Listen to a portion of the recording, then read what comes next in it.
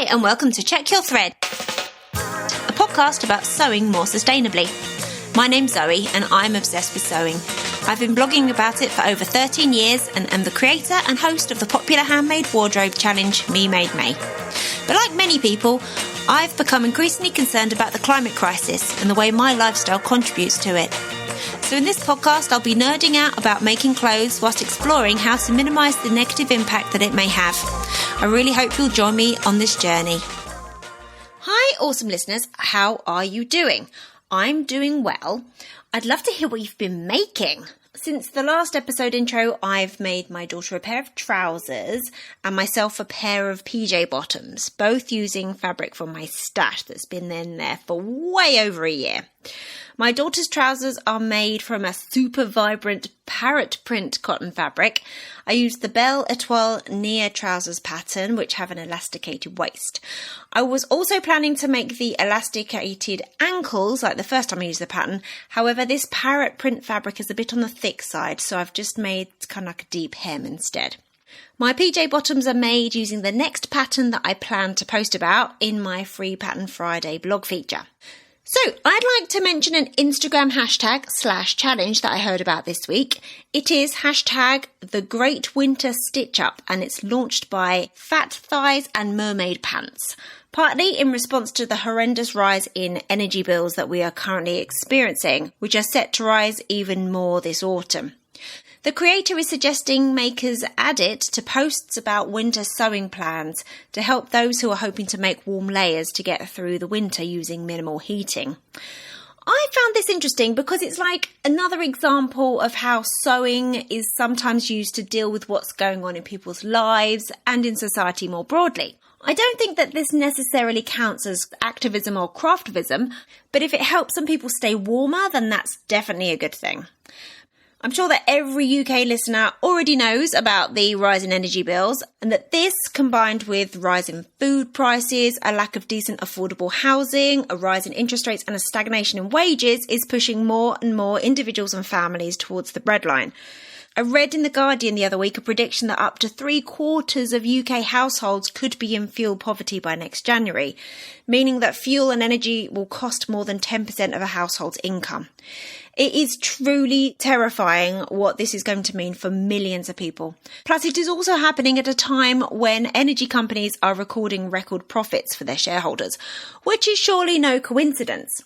So I hope that everyone who is using this hashtag and lives in the UK are also contacting their MPs and Ofgem about this issue and joining any campaigns or organisations who are trying to combat the cost of living crisis.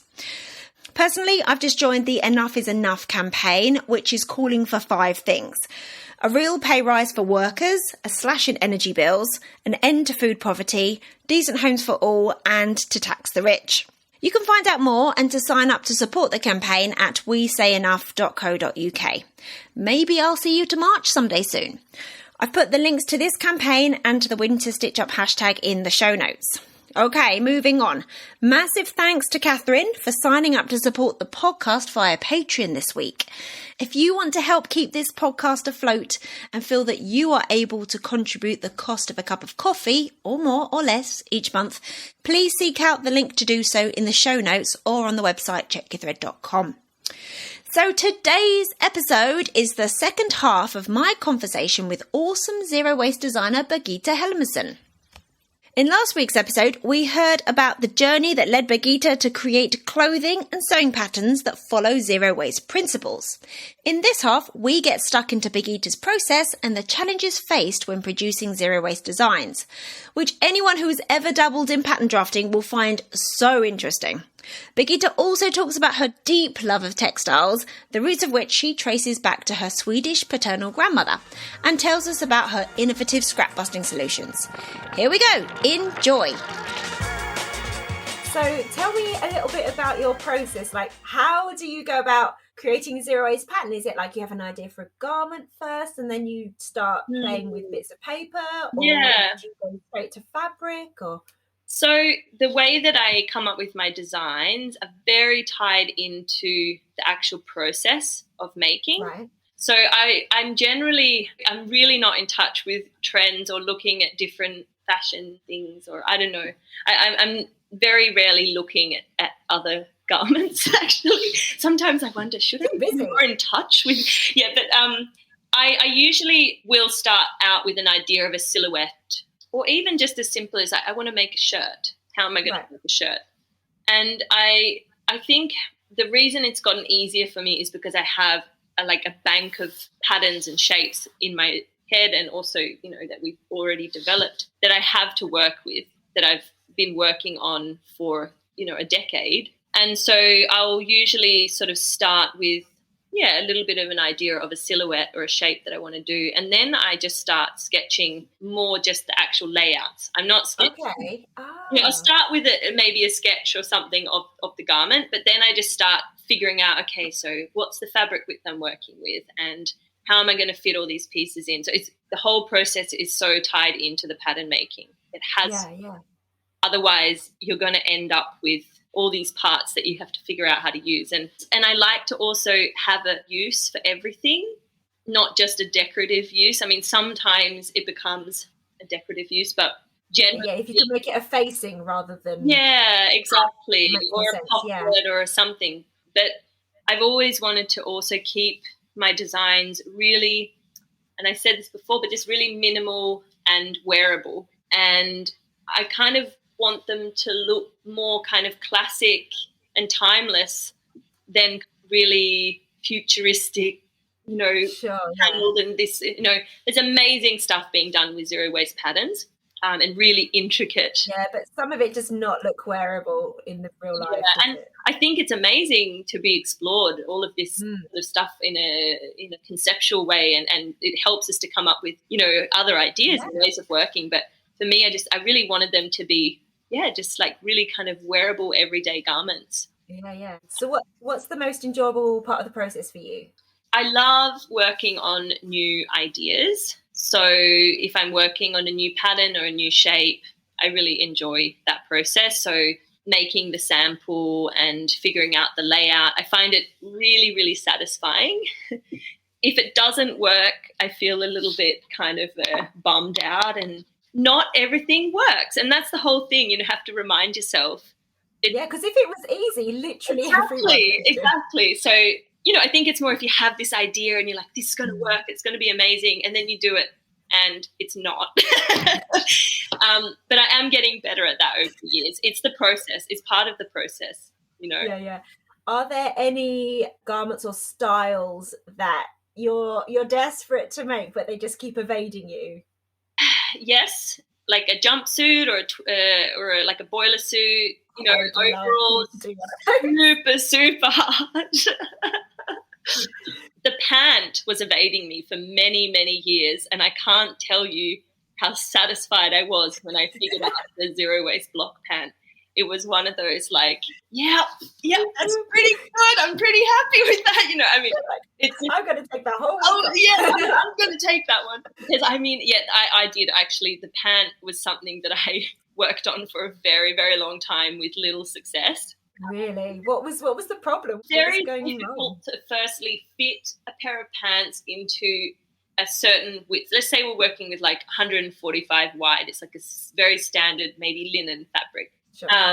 And it's just very, very difficult to fit it all into that width and not have offcuts, and also to get the crutch, cut out is very, very difficult, and get it fitting nicely. And it's just super, super hard. And also now that we're working with the sewing patterns, there's a lot more to it. Right. To make different sizes, you need to have it working for a variable amount of fabric widths. Super, super complicated. How do you approach grading? Yeah, so that is pretty difficult, I have to say. But we've sort of developed our own grading rules. But they're different for every pattern. So it really depends on what your limitations are. But then there's some pieces like the zero waist gather dress and the crop shirt. They're just oversized patterns that have 2 size ranges. But then the pant actually works really, really well being graded. Like we have 10 sizes in that pattern. Cool. Which I'm just so amazed that we managed to do. And it works really, really well, especially being zero waste. And also another thing that I try to do as much as possible. I think a lot of zero waste patterns can end up running along the opposite grain line, which I think sometimes is necessary, and it works with a lot of fabrics. But generally speaking, maybe I'm like a purist in this way, I don't know, but I feel like garments often fall better if they're going with the grain. And it depends on what you're making. Absolutely. Sure. Like it depends on the style, and sometimes we often will cut all different ways. But when it came to the pant, I tested out ideas for many years, cutting it going the other direction. It just never fell nicely. And so that's something with this block pant where we've added a panel into the back leg. I think you have to see the pattern to understand, but this is what allows the pattern to be gradable, and it allows it to be running in the correct direction, except for this one panel on the back leg. I think that's the element that made this pant work. Awesome. So when you're making garments, either to sell or for your samples and what have you, photos, so what criteria do you use for choosing fabrics? So I love working with linen. It's my favorite fabric to use. That's Australian of you. Yes. Well, maybe. But yeah, so linen top fabric, I love it. We work with a bit of organic cotton as well, usually like a cotton twill, so it's a little bit heavier, it's got a bit of structure.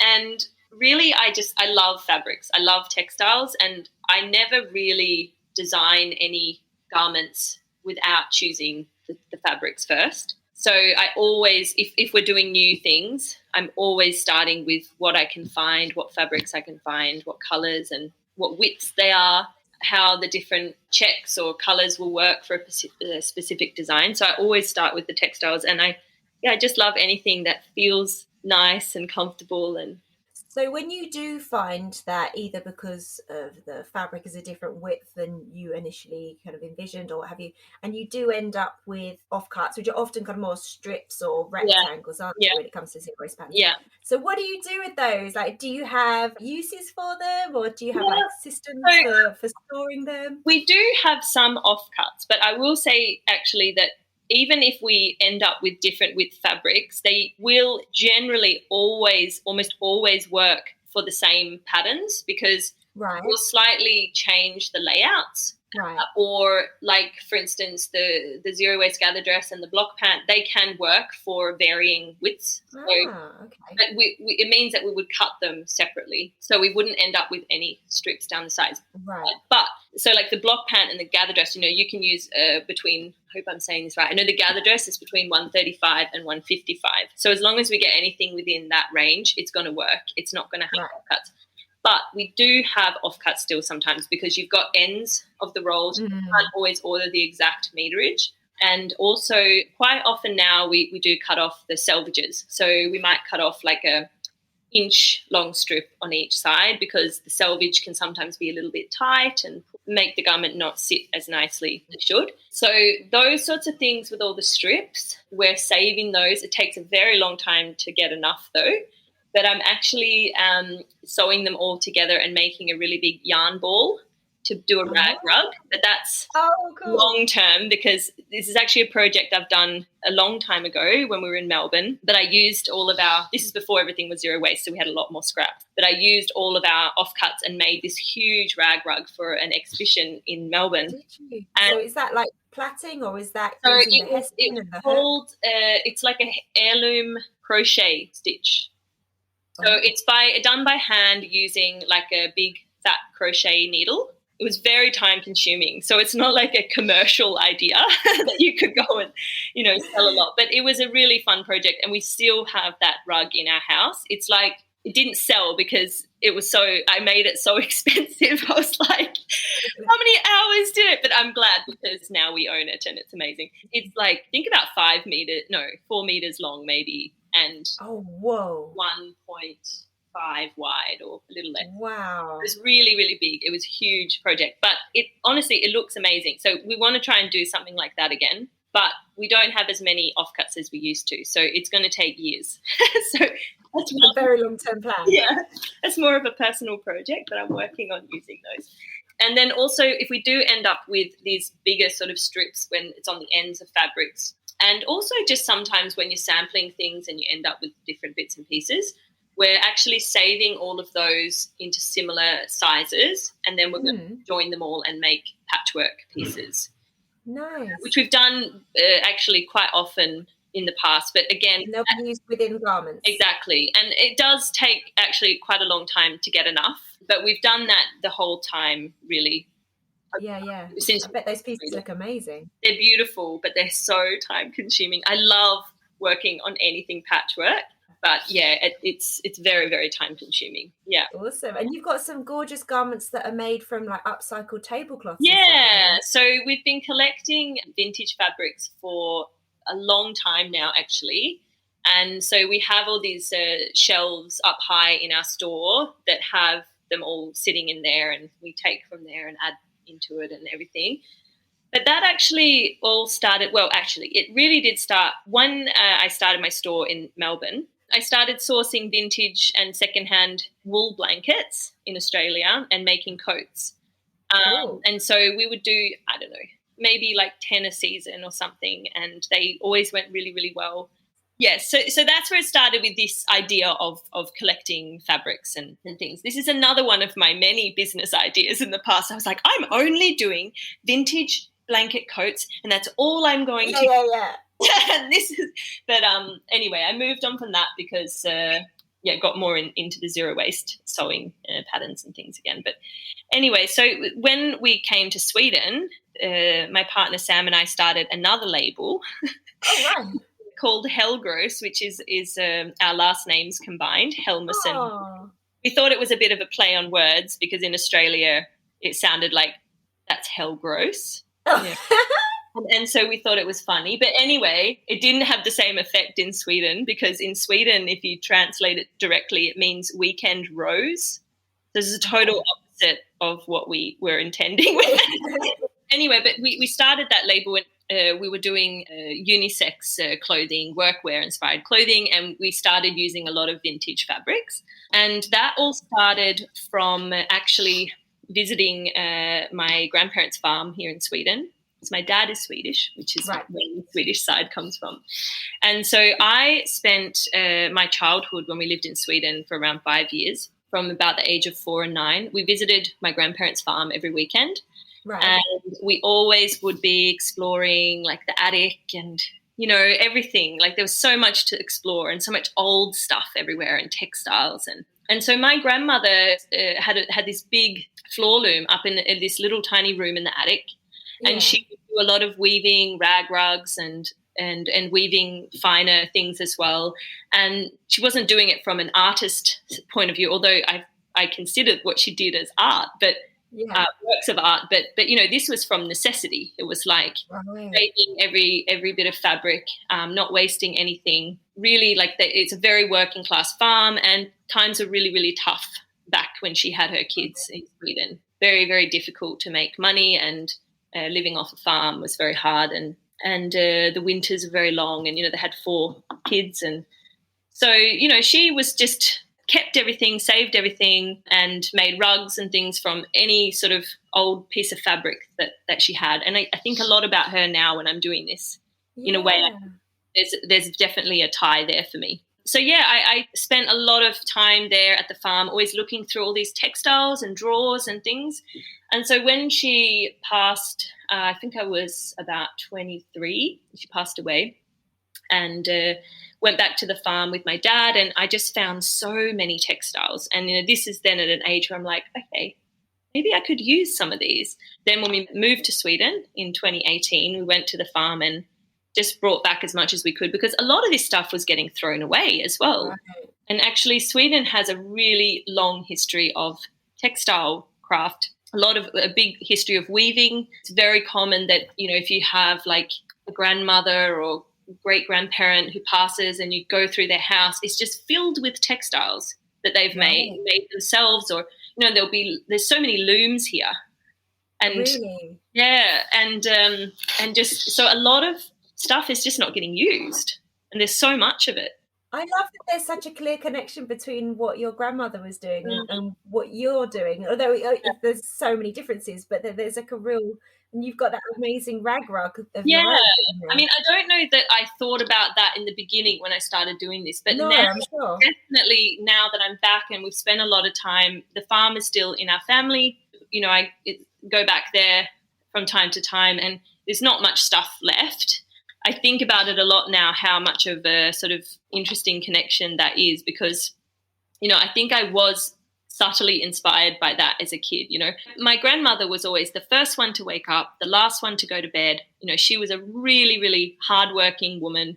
You know, she had a strawberry farm and then she grew Christmas trees in winter to make money. And she was just, you know, she had those like working hands. And I think also this idea of, you know, because in my designs, I do like everything to be quite, even though I think they end up looking sometimes quite feminine or maybe, you know, with gathers and things like this, but at the same time, I just want them to be practical as well. And I think that's actually a big part of my inspiration when it comes to what I want to design. I want it to be functional and practical. And I think that's very much like my grandmother, you know. Yeah.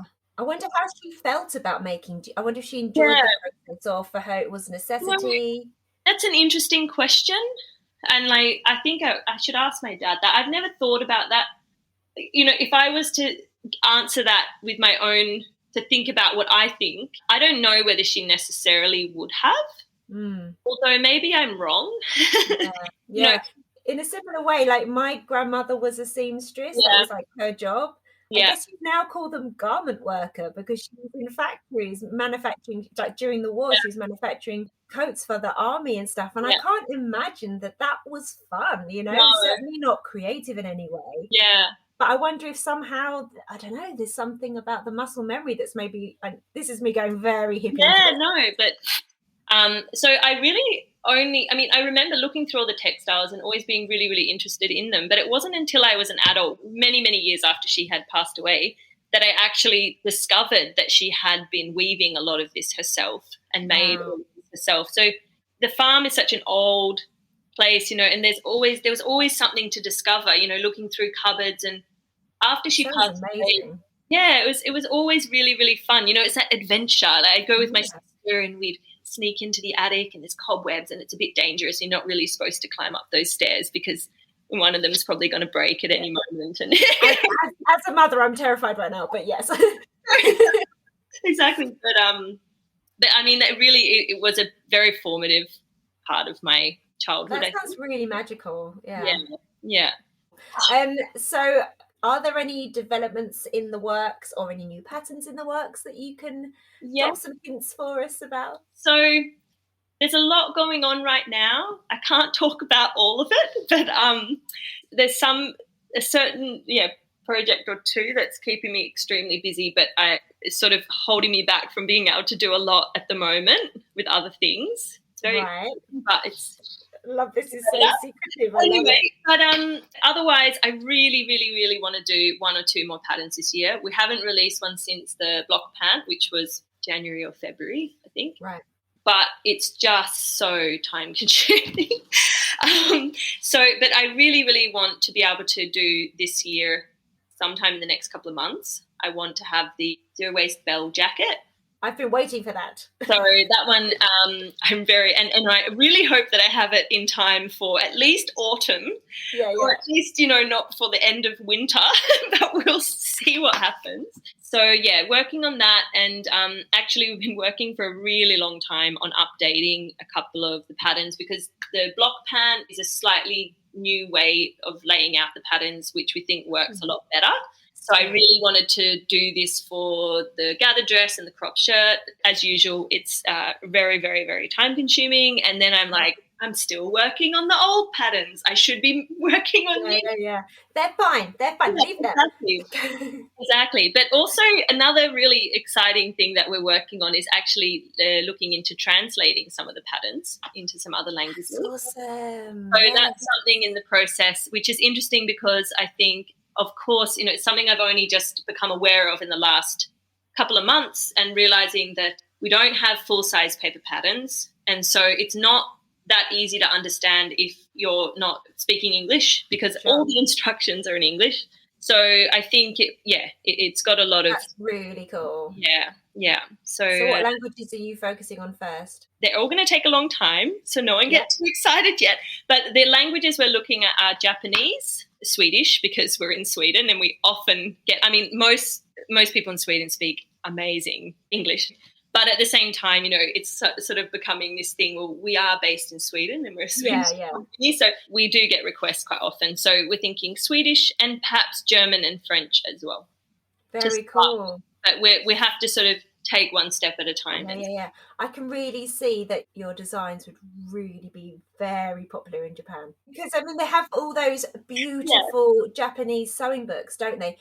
That are all instructions. So the approach is not dissimilar to those, isn't it? Exactly. So it'll be really exciting to see, what happens. And it's interesting because it's very like the whole thing with the patterns. It's almost like, you're making this book. It's a technical book, basically. So it makes sense to then be like, okay, maybe we should be trying to publish them in other languages. That makes so much sense. And I really think that English being the dominant language of sewing, it's so excluding. And any step towards pushing back on that, I think, is so good. Sure. Super excited about that whole process. So we're slowly working on that. And I mean, all the time. Sometimes we think about doing paper patterns, and when I say paper patterns, I don't mean full-scale paper patterns, but some sort of a book that's printed. But it's very much sort of continually swaying in and out. We get requests very often, wholesale requests. But a lot of pattern companies are stopping paper patterns and going to PDF only. There's been a lot of problems with printing it recently. If you're doing full-scale patterns, then, you're printing more paper if you're getting a PDF probably and printing all that. It doesn't fit too well with the zero waste. Exactly. Unless we can find a clever way. I mean, because I do think actually at the end of the day, most people do print a portion at least of the patterns, of our patterns when they get them. And I mean, we even do as well. It's like, especially the part with the instructions and, often you're making little notes or making little changes, but it's maybe a handful of pages. Usually. There's still something to be said for this physical thing, but it has to also be something that you're going to use over and over. It has to be worth it. I don't know. Yeah.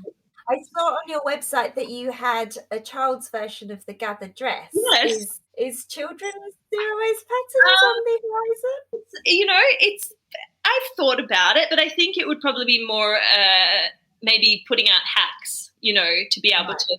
I mean, the kids zero waste gathered dress, I mean, depending on what age you're making it for, but I actually would say that it's almost virtually halving it from the adult size, except for you need to make a slightly wider armhole. Right. Depending on which, this is for the zero waste gathered dress, yes, but depending on what fabric width you're using and everything like that. But it means that you would have to make 2 garments. Oh, of course. Yeah. So there you go. There's a little tip that I did, but that might be for, up to age 3 to 4 or something. Okay. Yeah. What if they were 8? With the size of a 10-year-old? Actually, because the one that I did that we've got on the website now, that's definitely not just halved. But actually it's using a fabric that's 165 centimetres wide. So I had to make a very specific layout for it. But from memory, I think we may have cut 2 sizes in the one layout. Oh. We've got like a 3 to 5 and a 6 to 9. But look, it's just a matter of basically working out the different blocks that you need and the different sizes that you need and figuring out how it's going to work across the fabric. But it is like not as hard as you think to make a little kids wear. Okay. It I'm might saying not be zero waste, so that's the only thing. You might end up with an offcut down the side. Low waist.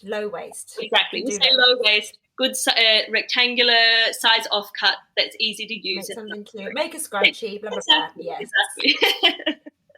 Amazing. So 2 more questions because I've taken up so much of your time. So do you have any tips for people who want to sew more sustainably, aside from using zero waste sewing patterns? I would say one thing actually that I didn't consider until afterwards was how often, we still twirl something. Mm-hmm.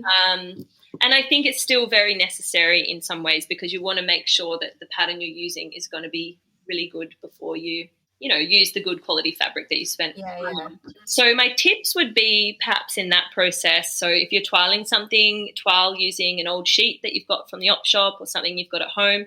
Also, if it's gathering a few different patterns that you really love and then twiling them up and keeping the twirls, because you can then try them on and see, okay, well, next time I use this pattern, how do I want to adjust it and what do I want to change? And you sort of or has your body changed? Exactly.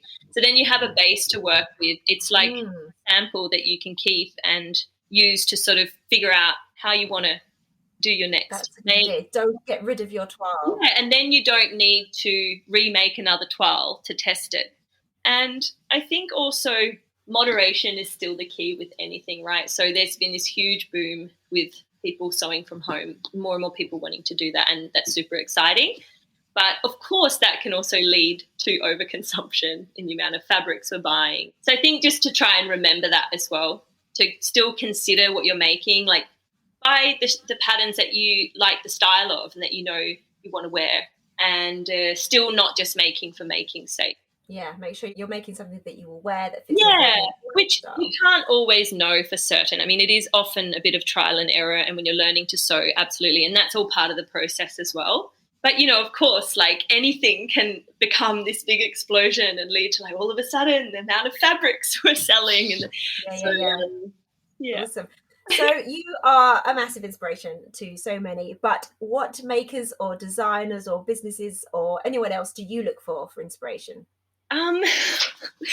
When I saw where do you look for inspiration? Yes, exactly. Because I was thinking like a particular person. I mean, look, okay, if it's to do with people, in general, in terms of people that inspire me, I have to say that in Malmö, I've just met so many inspiring women who have either started their own businesses, totally different industries to me, but I find that very inspiring. There's so many ideas and so much creativity going on. And what is it about them that inspires you? I don't know. They're very strong but still sensitive and real. I don't know. I've just met so many really inspiring women here who do all sorts of things. And then, like, my grandmother also, as we talked about before, I think about her a lot with my work now. But otherwise, I would say in terms of what inspires me, it's actually not at all anymore anyway. When I was younger, I looked through a lot of fashion designers I liked and garments and kept up to date. But nowadays, I don't really look at garments or the next fashion thing or anything, but I'm much more inspired by textiles and makers and artists. For instance, the amazing quilts by, Gee's Bend, the quilters. Yes. Gee's Bend. Yeah. Textile artists, and really inspired by Japanese workwear, vintage workwear, and that idea of, saving things. And I think I love the collage art actually, which is... Oh, cool. There's something about, so a couple of collage artists. One is Jackie Stockdale. I mean, I wouldn't say she's a mixed media artist. She's based in Australia, but she does a lot of collage in her work. Super, super beautiful. Another one, Ashkan Honava. I don't know if I'm saying that right, but he's also really amazing. Like, so Jackie Stockdale works a lot with basically her own paintings and photographs. Ashkan Honava, he works with cutting up magazines and different things. Yeah. Quite subversive in a way, and it's quite a little bit weird and a little bit strange. Awesome. Brilliant. Thank you so much. Thank you. This has been really, really fun. I really appreciate your time. Thanks for having me. It's been great. Thanks so much for listening. I really hope you enjoyed this episode and are left feeling inspired. For more info about the podcast, including show notes for this and every episode, head to checkyourthread.com. I'd love to hear from you, so if you have any comments, questions or ideas for future episodes, please get in touch by emailing zoe@checkyourthread.com or find me on Instagram @checkyourthread. Massive thanks to Patrick Potter for production support, to Sylvia Seller for the awesome logo design, and to Simon at Palm Skin Productions for the music. This ad-free podcast would not be possible without listener support, so if you feel you are able, please consider signing up to the Check Your Thread Patreon. For the equivalent of buying me a coffee each month, you'll be making it possible to continue producing regular episodes. Links can be found in the show notes and on the website checkyourthread.com. I hope you'll listen again next week. Until then, take care. Bye!